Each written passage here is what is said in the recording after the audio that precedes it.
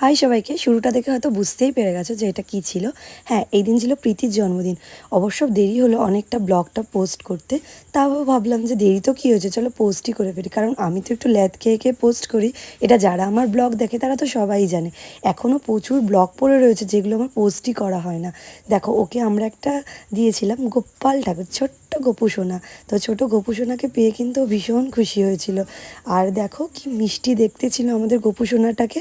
তো এটা নিয়ে কিন্তু ও অনেকগুলো ফটোশ্যুটও করে নিয়েছিল। আর কাউকে কোনো গিফট দেওয়ার পর সে যদি খুশি হয় বা তার গিফটটা যদি স্পেশাল মনে হয় যে আমার গিফটটা তার কাছে খুব স্পেশাল, তাহলে নিজেদেরকেও খুব ভালো লাগে। দেখো, ও কিন্তু খুব খুশি হয়ে মা দিদা সবাইকে ডেকে ডেকে দেখাচ্ছিল যে দেখো দেখো সবাই যে আমাকে কি গিফট দিয়েছে।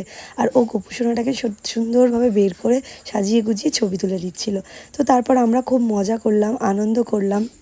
সাথে দেখো, আমাদের এই ভিডিওগুলো দেখলে হাসি তো তোমাদের অবশ্যই পাবে। আর হ্যাঁ, হাসতে তো হবেই, আর হাসার জন্যই ভিডিওটা করেছিলাম। তারপর একটু সুন্দর করে ফের আমরা বুমর্যাং করে নিলাম। তারপর দেখো, আমাদের ফেভারিট আইটেম হয়েছিল চিলি চিকেন আর ফ্রাইড রাইস। আমি তো অনেকটা খেয়েছি, কাকিমা আমাকে ভরে ভরে খেতে দিয়েছিল। আর এই যে প্রীতি, ওকেও বলছিলাম তুই আমাদের সাথে খেতে বসে যা। তো দেখো, তারপর আর খেতেই পাচ্ছিলাম না, মানে শুরু করেই আর খেতে পাচ্ছিলাম, মানে এতটা পরিমাণে দিয়ে দিয়েছিল। দীপশিখা ওদিকে ব্লগ করছিলাম।